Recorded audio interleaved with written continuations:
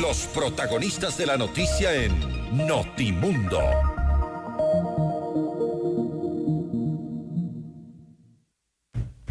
Vamos a analizar este tema que le atañe prácticamente a la totalidad de la población ecuatoriana, en la que hace relación a los afiliados a la seguridad social.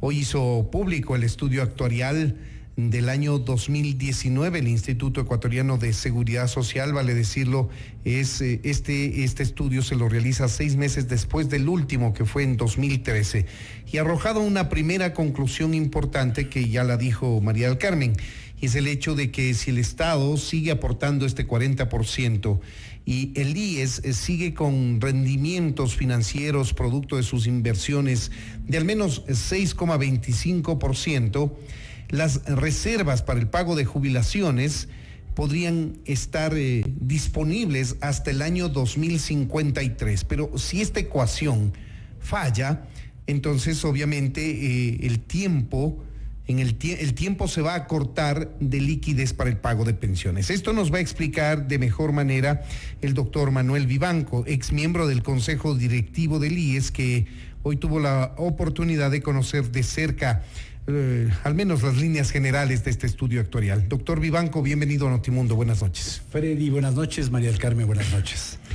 ¿Qué podríamos decir de esta primera gran conclusión que arroja el estudio actuarial del IES? Mire, Freddy, para empezar siendo positivo, quizá la primera señal es buena en el sentido de que se empieza a transparentar de alguna manera las cifras del seguro en sus diferentes capítulos.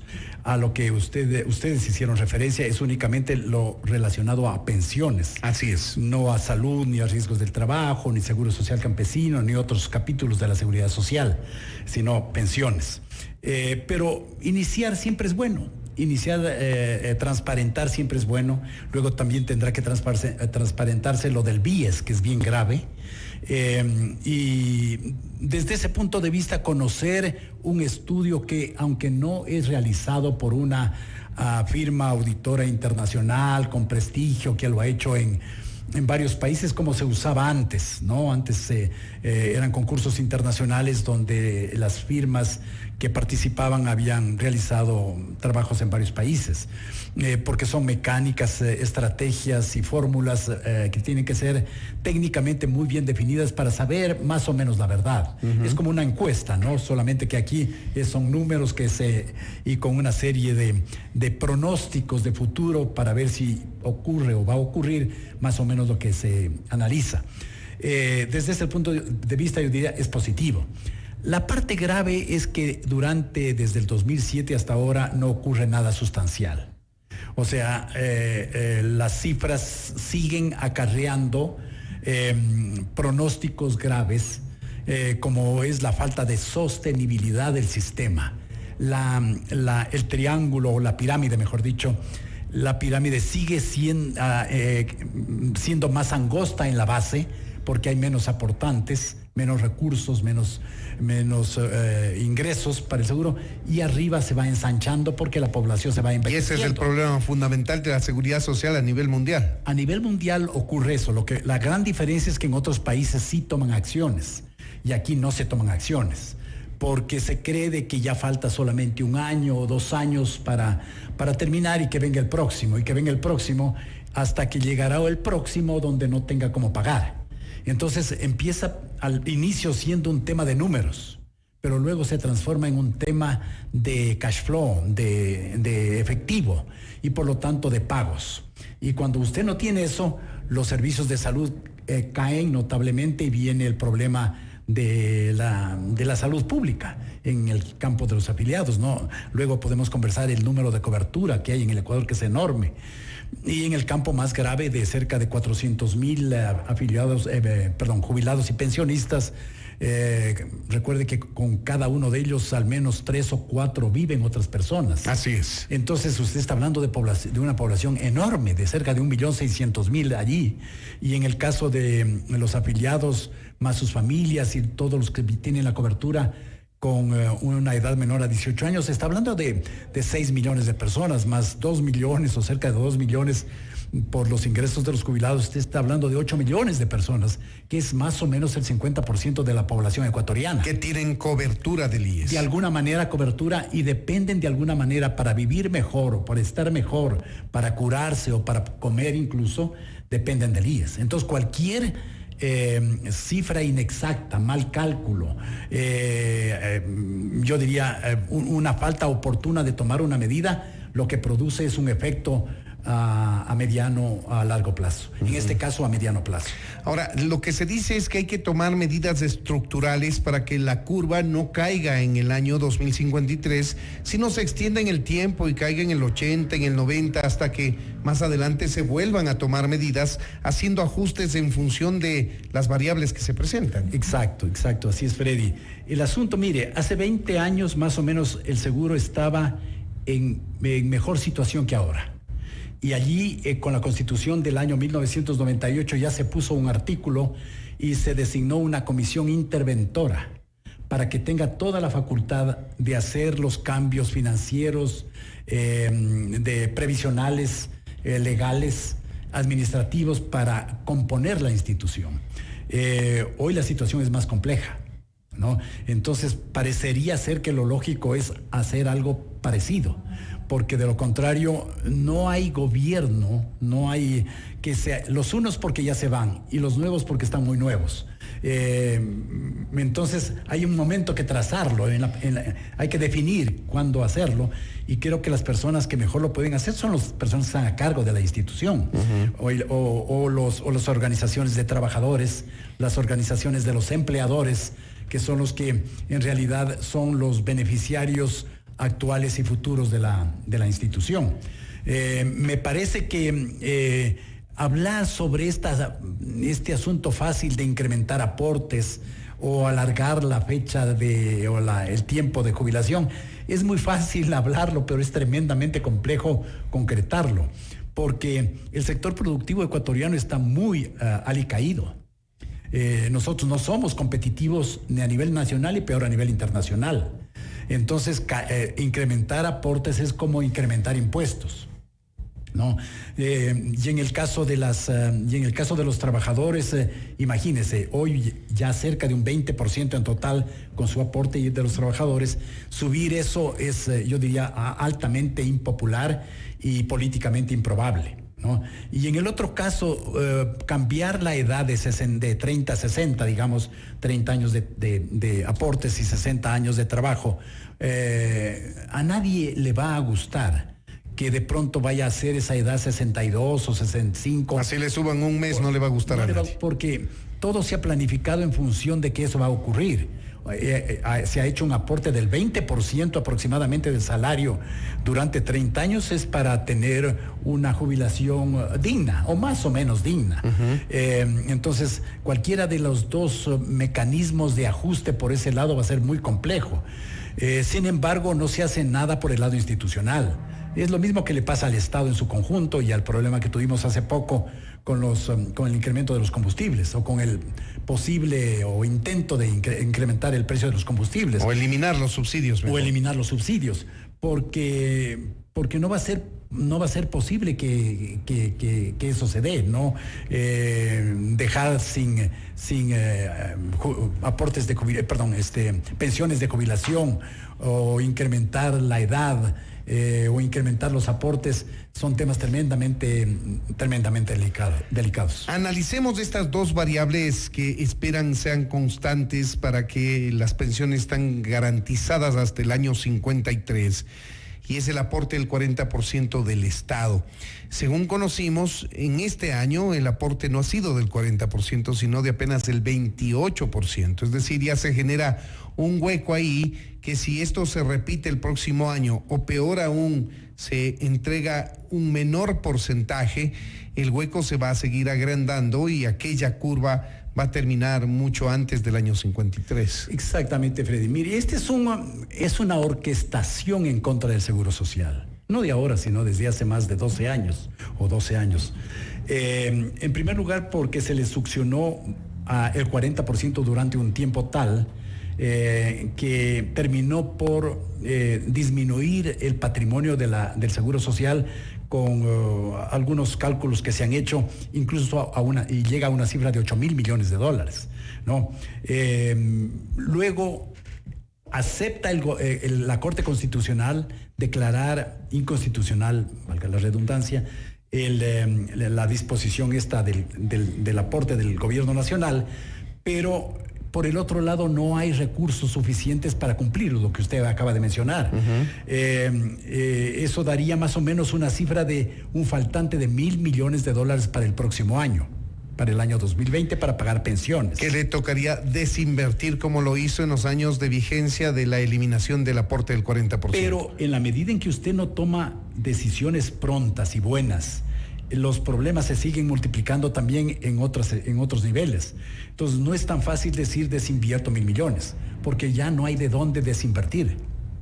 Si usted se pone a ver la cartera, cómo está construida la cartera del BIES, es básicamente certificados de depósito del gobierno nacional, préstamos hipotecarios que se ha dado a miles de ecuatorianos para que tengan su vivienda, préstamos quirografarios y otros más pequeños, ¿no es cierto?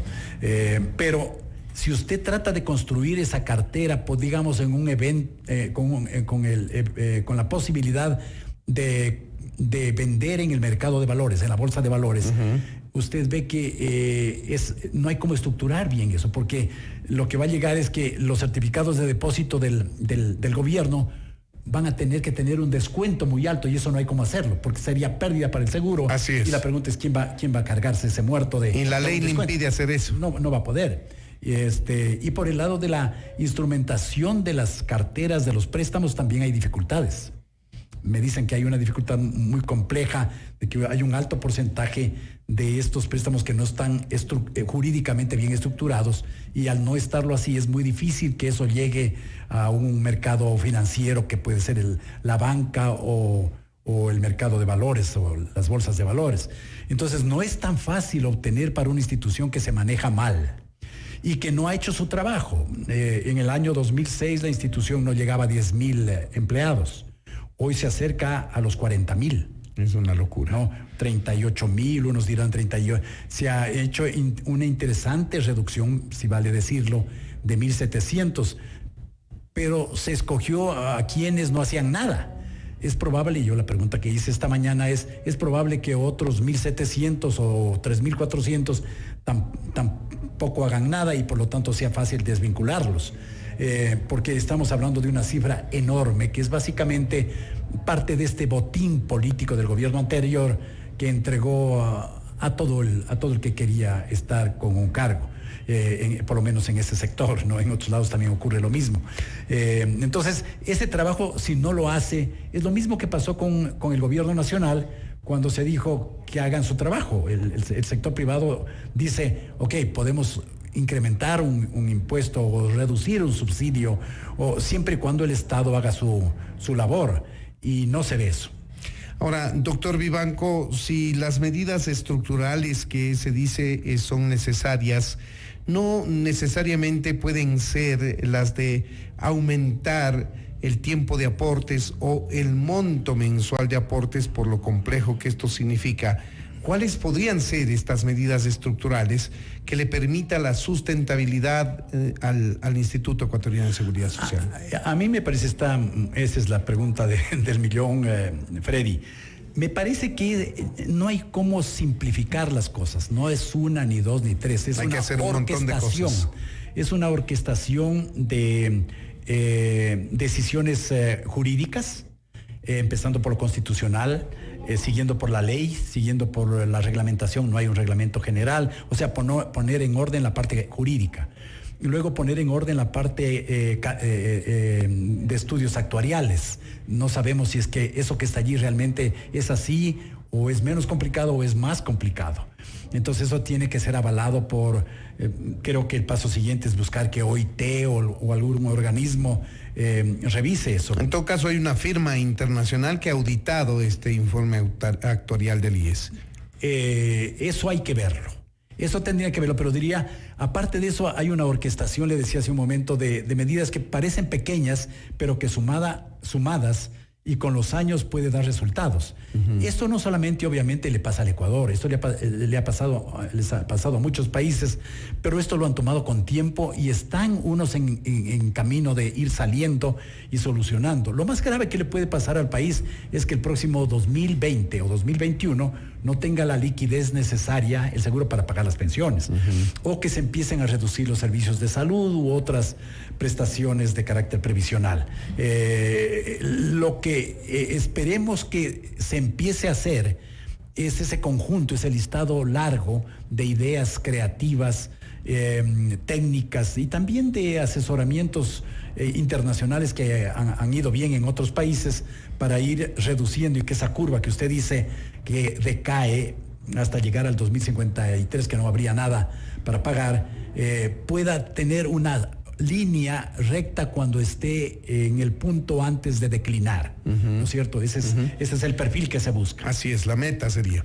Ahora, si es dramático el tema del fondo de pensiones, invalidez, vejez y muerte, quizá es mucho más dramático el fondo de salud, que todavía no conocemos un informe actuarial respecto de ese exclusivamente. Mire, ese es solamente por lógica es tan o más grave que invalidez, vejez y muerte. Porque recuerde que hace algunos años se sacaron recursos del fondo de pensiones para inyectarle a salud. Era porque en realidad ya era insostenible el fondo de salud. Por lo tanto, no hay que esperar que sea algo mejor, sino que realmente los dos. Esto es como el cuerpo, cuando empieza a dañarse una parte del organismo, la posibilidad de contagiarse o de producirse un daño en otro órgano es muy fácil o relativamente fácil, sobre todo con ciertas enfermedades, como podría ser el símil para el seguro social. A mí me parece que tiene que llegar a mirarse el completo, la figura completa. La figura completa es, como usted bien lo señaló, es pensiones, es salud, pero también es riesgos del trabajo. También es seguro social campesino, también es cesantía. Hay que mirar a todo el conjunto y empezar a decir, bueno, este año vamos a lograr esto. El ministro de Economía, ahora que han recibido recursos del Fondo Monetario Internacional, seguramente tenga previsto un monto o algún porcentaje de ese desembolso para poder pagar las obligaciones que tiene con el Seguro Social. Y en el resto de acciones, mire, el tema, yo creo que los asegurados no verían con muy malos ojos pequeños incrementos o la edad de jubilación, si es que esta va siendo, se incrementa poco a poco con el tiempo. Por ejemplo, 2021 un año, 2022 2 años, algo así, ¿no?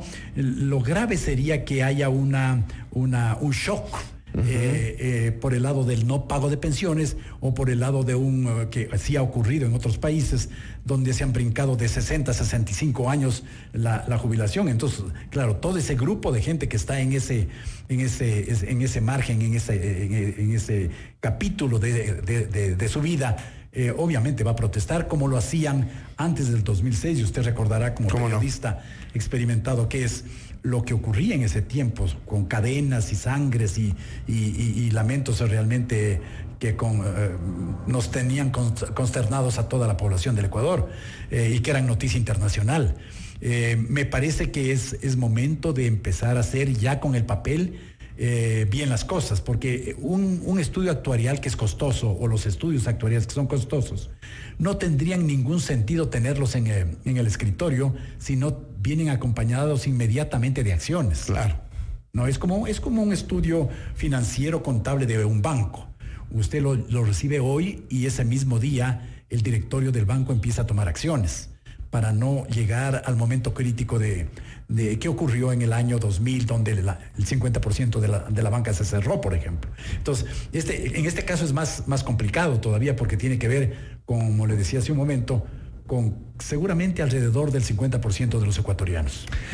Ahí tienen ustedes, amigos oyentes, es el análisis del doctor Manuel Vivanco, ex miembro del Consejo Directivo del IES y permanentemente enterado de lo que pasa alrededor del instituto. Hoy, particularmente con respecto a las líneas generales de este estudio actuarial, a 2019, que ha revelado este dato importante, que si el Estado continúa pagando el 40% de aporte y el IES continúa consiguiendo rendimientos financieros superiores al 6% como lo ha venido haciendo, las pensiones estarían garantizadas hasta el año 2053. Pero si el Estado empieza a fallar en este 40%, probabilidad muy alta desde el próximo año por la falta de liquidez, el tema de la sostenibilidad del IES estaría en entredicho. Doctor Vivanco, muchas gracias por habernos acompañado. Gracias, Freddy. Buenas noches. Buenas noches. Esto es Notimundo, amigos, siempre bien informados.